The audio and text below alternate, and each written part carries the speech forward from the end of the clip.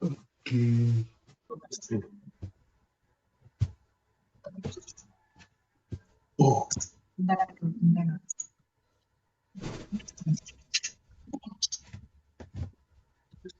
Belum nomor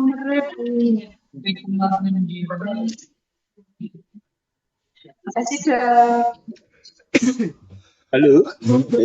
Sudah semua? Halo? Bisa dengar suara saya, Adik?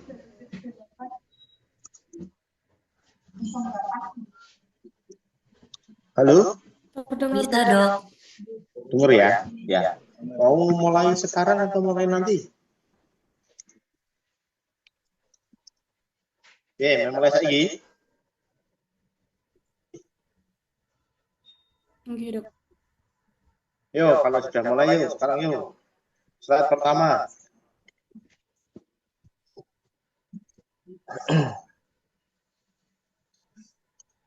Diki, operatori. Nah, jadi hari ini kita mau mencoba saya mau coba menjelaskan tentang kolik abdomen ya. Kasus ini cukup banyak. Dengar suara saya ya, Dek? Dengar, Dok. Oke. Kasusnya cukup banyak, nanti sering kita jumpai di keseharian, apalagi nanti kalau kalian sudah jadi dokter ya. Itu nanti banyak sekali kasusnya kolik abdomen ini bisa bermacam-macam sebabnya. Definisinya, nyeri abdomen itu nyeri yang terjadi secara tiba-tiba dan berlangsung kurang lebih 24 jam. Ya. Jadi ini tiba-tiba, cepat sekali. Tadinya tidak apa-apa, habis tidak ada keluhan apapun, tiba-tiba kemudian menjadi nyeri. Ya. Ini bisa menjadi suatu kegawatan. Bisa masuk ke dalam ranahnya bedah, ataupun dia bisa masuk ke dalam ranahnya yang non bedah. Ya.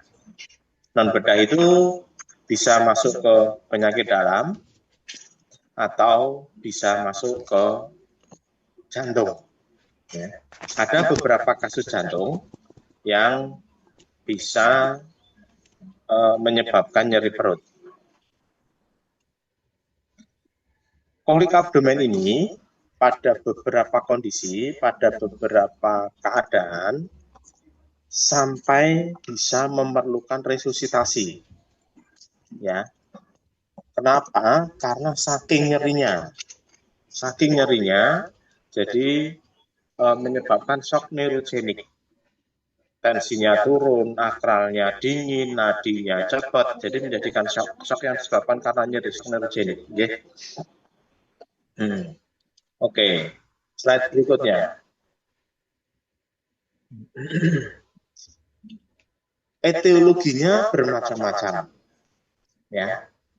Banyak sekali etiologinya. Ini saya rangkum di dalam tabel ini. Ini penyebab dari kolik abdomen. Saya dibagi menjadi yang sering terjadi, kemudian tidak sering, dan yang sangat jarang. Yang sangat jarang ini ada sesuatu yang bisa kita kita harus waspadai.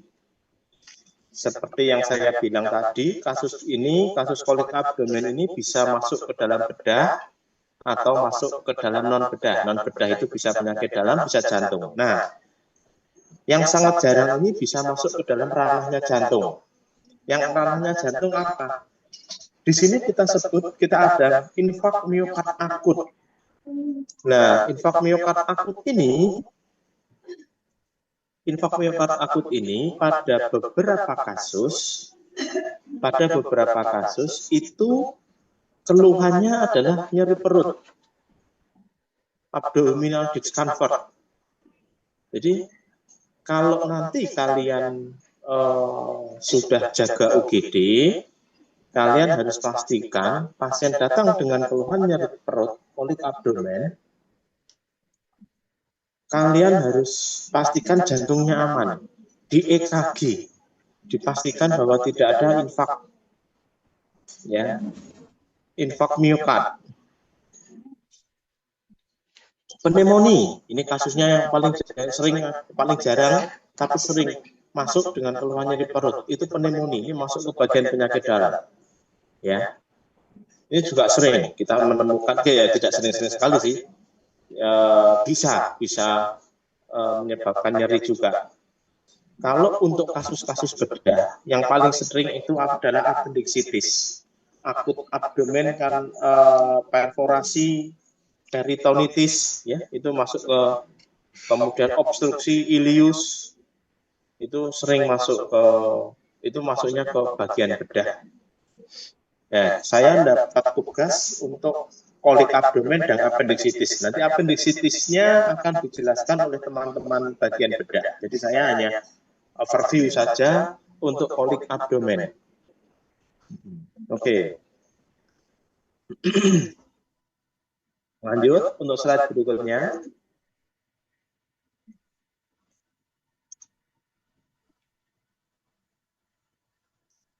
Pada pasien-pasien dengan keluhan nyeri abdomen, itu juga sering diikuti dengan keluhan mual, muntah, dan diare atau konstipasi. Ya. Jadi kalau dapat kasus pasien mual, muntah, diare, nyeri perut, nah ini mual nyeri perutnya karena diare dan mual muntahnya ini. Jadi yang harus diselesaikan adalah diare dan mual muntahnya. Apabila diare dan mual muntahnya terselesaikan, secara otomatis nyeri perutnya akan hilang. Ya. Nah, kok bisa nyeri? Bagaimana? Kalau ada mual muntah dan diare, konstipasi kok bisa nyeri? Karena terjadi rangsangan visceral, rangsangan somatik dan peristaltiknya. Peristaltiknya meningkat. Nah, bila ditemukan nyeri tekan pada abdomen, ini biasanya berasal dari nyeri yang melibatkan dari bagian serosa. Ya, biasanya sering terjadi pada kasus-kasus infeksi, akut abdomen, peritonitis, appendicitis, gitu. Kita sering menjumpai adanya nyeri tekan. Jadi kalau ada nyeri tekan, kita harus berpikir ini adalah suatu infeksi. Apakah itu appendicitis, apakah itu peritonitis, ya, atau yang lainnya. Ini bagian dari infeksi. Slide berikutnya.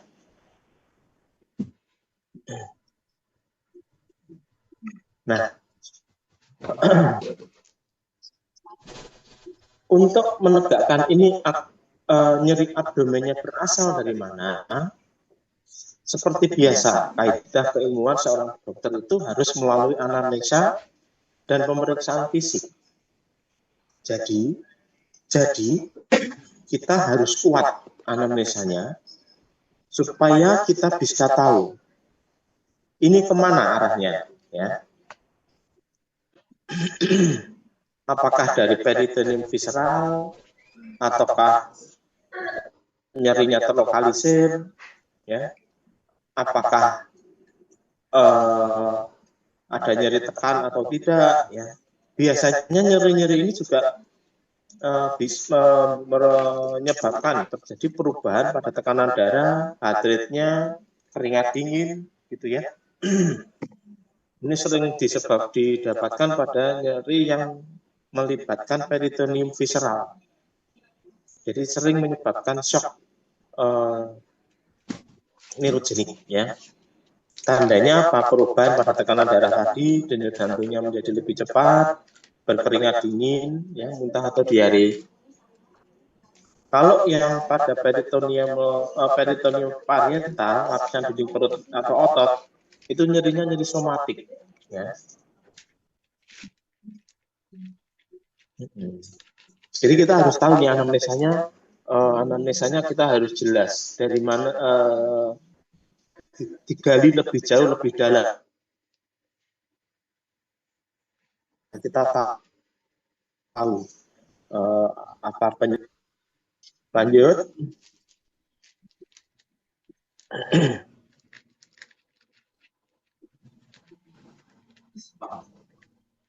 Ini untuk nyeri yang melibatkan sistem organ. Kalau kita anamnesa dengan baik, pasien diminta untuk menunjukkan lokasinya. Nah, dari situ kita akan tahu, oh ini organ apa yang terlibat. Jadi, kita juga harus tahu anatomi pada rongga abdomen itu isinya apa saja. Kalau nyerinya di sekitar sini, oh ini organnya apa saja, di tengah apa saja, di kiri bawah apa saja, gitu ya. Termasuk organ-organ reproduksi ya pada kasus-kasus pasien perempuan ya. Jadi di situ juga melibatkan organ-organ itu. Jadi kita harus pikirkan ke sana. Nanti saya buatkan slide-nya untuk lokasi-lokasinya organnya apa saja yang terlibat pada kolik abdomen ya. Slide berikutnya coba.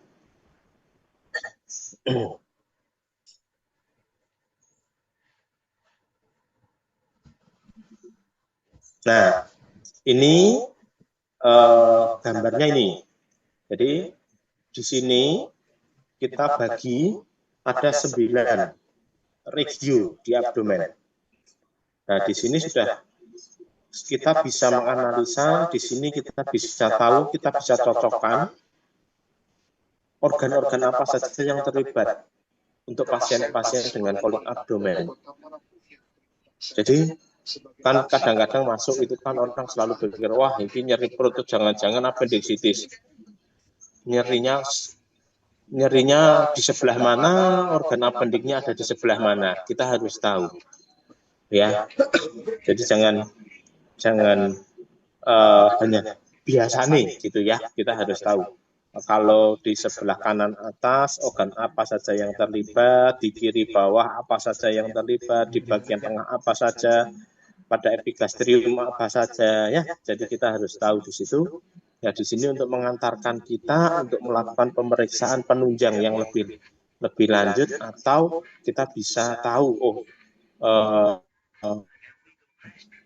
ini organ ini yang kemungkinan terlibat gitu ya. Karena nanti ke depannya kita harus menentukan nih, kalau kita sudah tahu pemeriksaan penunjang apa yang akan kita pilih untuk menegakkan diagnosanya ini ya, untuk membantu menegakkan diagnosa itu, membantu menegakkan diagnosa itu.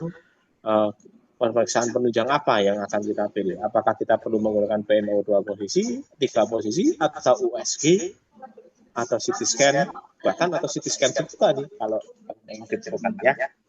Oke, lanjut.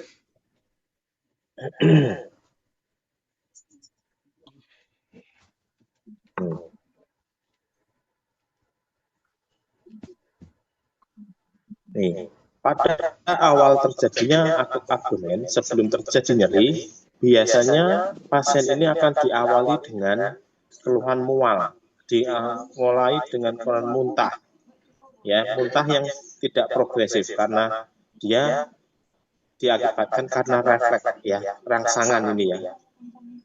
Jika muntahnya progresif dan terus-menerus dan disertai nyeri abdomen hebat, kita harus pikirkan apakah ini suatu obstruksi di usus ya, atau yang lainnya. Nyeri abdomen yang disertai dengan distensi, kalau kita lakukan pemeriksaan fisik dengan perfusi dan segala macamnya, kita tahu bahwa itu kemungkinan isinya udara, distensi. Kemungkinan kita harus pikirkan, oh ini jangan-jangan suatu ileus atau obstruksi juga, masih mungkin ya. Jika nyeri abdomennya yang disertai dengan konstipasi, Jangan-jangan ini suatu divertikulitis.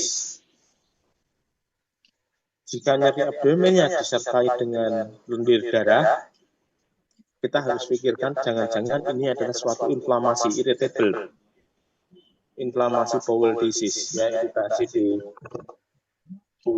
bagian.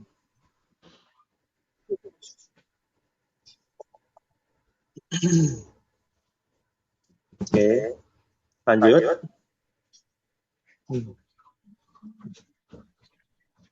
Nih, setelah kita lakukan anamnesa dengan baik, jadi kita harus tetap melakukan pemeriksaan fisik.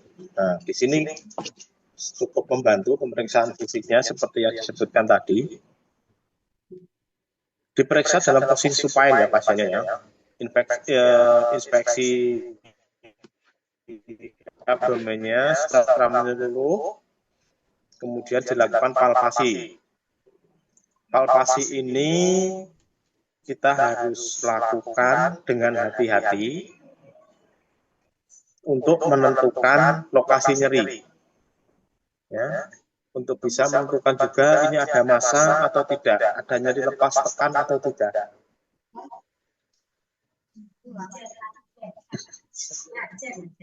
Setelah kita lakukan palpasi, kita tentukan juga pemeriksaan dengan auskultasi. Kita cari bising ususnya ada tidak. Jika bising ususnya menghilang, kita harus berpikir, apakah ini suatu ileus atau ini suatu peritonitis? Ya, kalau bising ususnya meningkat, kita harus berpikir, apakah ini suatu obstruksi? Gitu ya. Oke, lanjut. Nah, kalau kita sudah bisa menentukan dari pemeriksaan fisik, anamnesa pemeriksaan fisik, kita bisa menentukan sekarang pemeriksaan penunjang apa sih yang kita perlukan. Ya, yang pasti pemeriksaan darah. Kita lakukan pemeriksaan darah lengkap, elektrolit, gula darah, urium kreatinin, ya. Untuk amilase dan lipase ini tidak harus wajib, tapi yang pasti adalah darah lengkap, urium kreatinin dan elektrolit. Gangguan elektrolit ini bisa menyebabkan kolik abdomen karena mengganggu peristaltik usus, jadi seolah-olah seperti ileus. Ya. Darah lengkap kita perlukan untuk mencari adakah tanda-tanda infeksi dengan cara mencari leukositosis. Ya. Kemudian foto BNO 3 posisi untuk mencari adakah udara atau tidak di dalam rongga abdomen. USG abdomen, CT scan, jika perlu kolon inloop, endoskopi apabila ada diare kronis, lendir dan darah.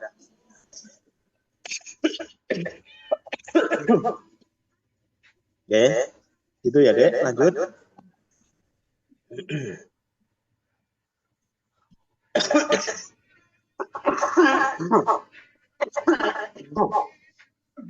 Tata laksana bagaimana? Sambil menunggu informasi lengkap. Apakah ini suatu kasus bedah atau non bedah?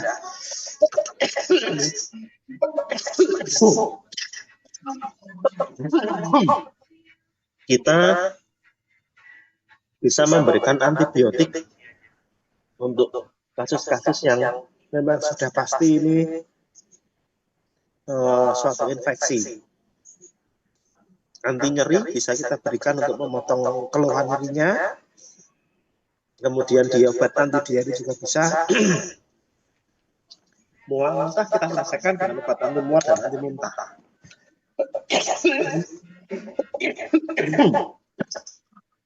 Oke, slide selanjutnya.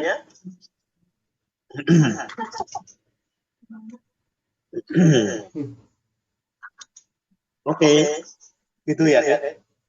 Sedikit memang sih kolik abdomen itu, tidak banyak. Karena sebagian besar kasusnya banyak yang ke arah bedah sih. Oke, ada pertanyaan? Belum ada, Dok. Oke, kalau nggak ada, itu yang bisa saya sampaikan hari ini. Mungkin lain waktu, kalau ada tambahan nanti kita sampaikan lagi. Gitu, nggih. Wabillahi taufiq wal hidayah. Assalamualaikum warahmatullahi wabarakatuh. Waalaikumsalam warahmatullahi wabarakatuh. Terima kasih banyak, Dokter. Terima kasih, Dok. Dok. Nuhun.